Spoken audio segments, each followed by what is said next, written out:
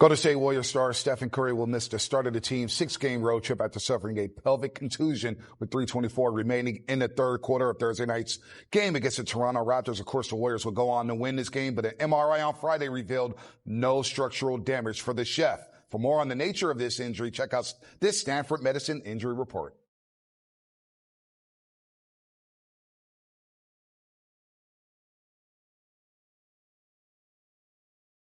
The MRI confirmed that Steph sustained a pelvic contusion, but no structural damage. Could you break down what that means?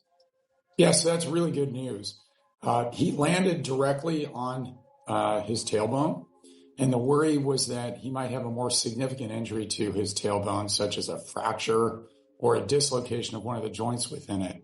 The fact that he had a contusion, which is basically a little bit of bleeding between the back of the bony part of the tailbone and the skin overlying it, is a really good bit of news, because that tells us that it is more of a soft tissue injury than a bony injury.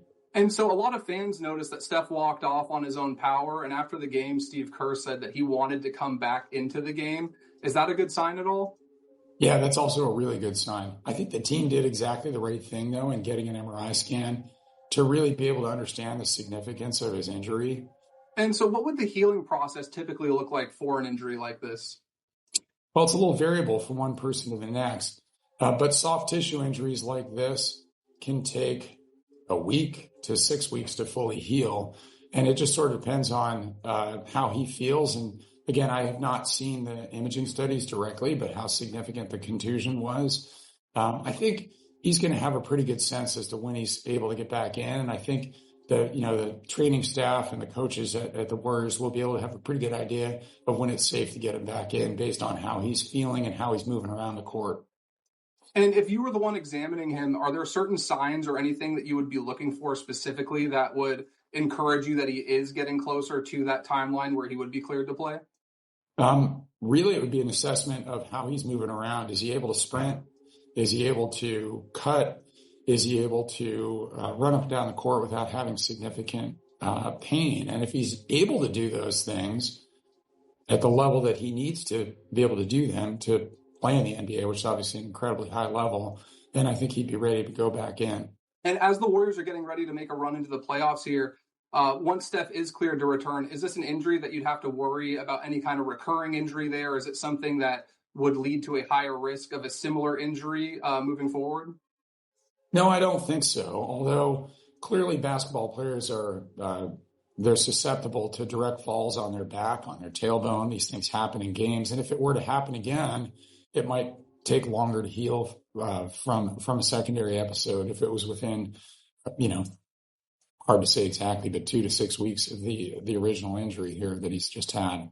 I'm just hoping for the best for him to get back to playing as quickly as possible for his happiness and the great of the team.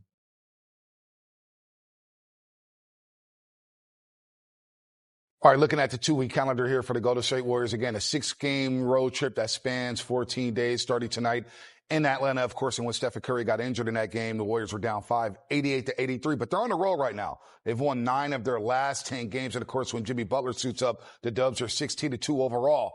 But a road trip here to start without the chef, who will join the team Tuesday in Miami. He'll get some rest with the pelvic contusion. So if Ezzy fell, best case scenario, no structural damage, just a bruise for the chef. Well, I mean, when that happened, Bonte, we were all gasping because you understand what Steph means to the Warriors. The offense doesn't work as well with Steph out of the lineup. The way defenses on other teams play against Steph is you triple team him, you double team him, and then you can operate. All the guys are open because of Steph's gravity. When that happened, you start to wonder about the future of the team. So human nature in games like this is why I was encouraged after that game. Human nature, when you lose your superstar, is that somehow it takes away the air from the building. Well, the Warriors were down 5 points when Steph Curry went down. And to see how the Warriors really bucked up in the fourth quarter, holding the Toronto Raptors at 22 points in the fourth quarter, defense really came in, understanding that you have to win with defense when Steph's not in the game because the offense is not going to be as smooth with him off the court. That was encouraging. Jimmy Butler got a triple-double. He's going to get everybody open, get people involved in the game. And then Draymond Green. You can't say enough about what he did. Being the leading scorer on the team. team for the second time, since 2016. You love that stat. I don't love it. You keep bringing up Game 7. But these are the things that you need from your veteran leaders when the Steph Curry is out. Yeah, so offensively, everything's going to flow through Jimmy Butler. Pre-Jimmy Butler, it was all about Steph's gravity and creating offense for himself and his teammates. But with Jimmy Butler now, a game like tonight with Atlanta, who's a really high-scoring team, a high-volume offensive team, you can really dictate pace of play and tempo. And I think you still want to be opportunistic with your fast breaks after stops and after steals and things like that. But when you get in the half court, put the ball in Jimmy Butler's hands, let him organize and get you situated where you're going to get a shot on goal, which helps your transition defense. He's going to get to the free throw line. So really control this game through Jimmy Butler, which in the past was all about Steph. Now with Jimmy, you have a different dynamic. Now you play inside out. Well, let's check out the numbers with and without Stephen Curry for the Golden State Warriors this season. And you may be surprised to see the record without Stephen Curry. The Dubs are 7-3 this season. They had to win, of course, Thursday against Toronto, down 5 there, and later on down 7, 90-83 before Quentin Post's big block there. And of course, they went on a run, but 7-3, but the points per game obviously down. But their defense is a little bit better. You see the field goal percentage, not a big discrepancy there from with and without Stephen Curry. So let's go. Courtesy of Comcast Business, every connection counts to the pride of Yale. Back in the building. He's back. Zena Cada. And of course, our Hall of Famer here at NBC Sports Bay Area. Warriors Insider. Monty! That's right, Monty Poole.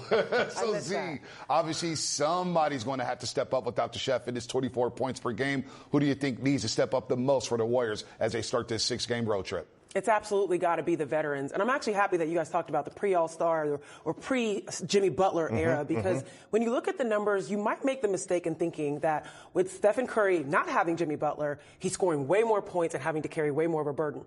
It's actually the opposite. He's actually scoring more points now that Jimmy Butler has arrived because of what Festus was referring to. The gravity, the ability to open up the offense with Jimmy Butler on the floor is great for Steph. So now the Warriors offense is losing a significant contributor in Steph Curry. And who's got to be stepping up? I'm thinking it's the veterans. I think you think the same thing, Monty. Yeah, it's got to be led by Draymond and Jimmy, because they're the playmakers. They're going to have the ball a lot.